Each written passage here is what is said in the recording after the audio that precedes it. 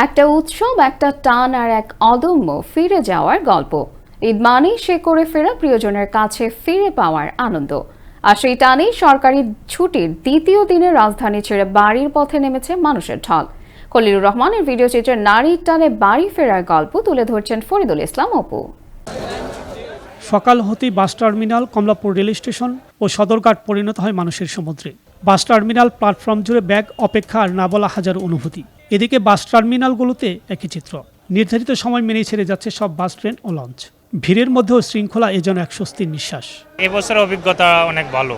এবছরে মনে করেন যে স্মুথলি টিকিট দিচ্ছে এবং আমি আসার 5 মিনিটের মধ্যে টিকিট পেয়ে গেছি। মাওনা পর্যন্ত ভাড়ার টিকিট নাই, ওরা দেবে না, ফুল ভাড়াটা দিতে হচ্ছে। মানে গাড়ির এখান থেকে স্টার্টিং এবং এন্ডিং। গাড়ির টিকিট কাটতে আমার কোনো বেগ পেতে হয় নাই, তবে আমি টিকিট কাটার পরে প্রায় 1 ঘন্টা ধরে বসে আছি, গাড়ি নাই। এর থেকে তো মনে হচ্ছে সহজে পাওয়া যাবে, এখন বাকিটা বলতে পারবো না। লঞ্চে ভ্রমণ করতে কোনো অসুবিধা হয়নি এখন পর্যন্ত। লঞ্চ সন্ধ্যায় ছাড়বে, ইনশাল্লাহ আশা করছি ভালো হবে। মহাখালী বাস টার্মিনালে উপচে পড়া ভিড়, তবুও নির্ধারিত দামে টিকিট পাচ্ছেন যাত্রীরা।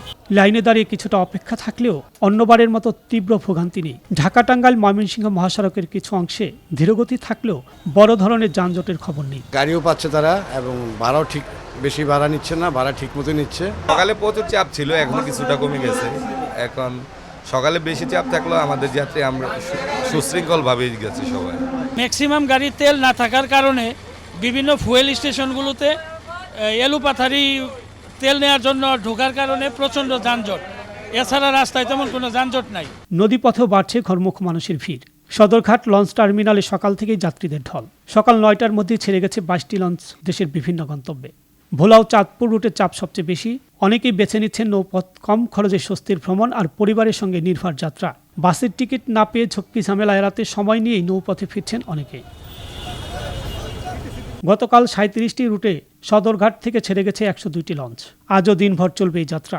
নতুন করে বসিলা ও শিমুলিয়া ঘাট থেকে যুক্ত হয়েছে লঞ্চ চলাচল, যা কিছুটা হলেও কমাচ্ছে চাপ। অতিরিক্ত ভাড়া নিয়ন্ত্রণ ও যাত্রী নিরাপত্তা নিশ্চিতে মাঠে কাজ করছে বিআইডব্লিউটি ও আইনশৃঙ্খলা বাহিনী। মহাখালীর ব্যস্ততা, কমলাপুরের ভিড় আর সদরঘাটের যাত্রী ঢল, সব পথে আজ যেন এক গল্প বলে বাড়ি ফেরার গল্প। কোথাও লাইনে দাঁড়ানোর ধৈর্য, কোথাও ভিড় ঠেলে এগিয়ে যাওয়ার সংগ্রাম, তবুও স্বস্তি আছে নিশ্চিন্তে পৌঁছে যাওয়ার তৃপ্তি।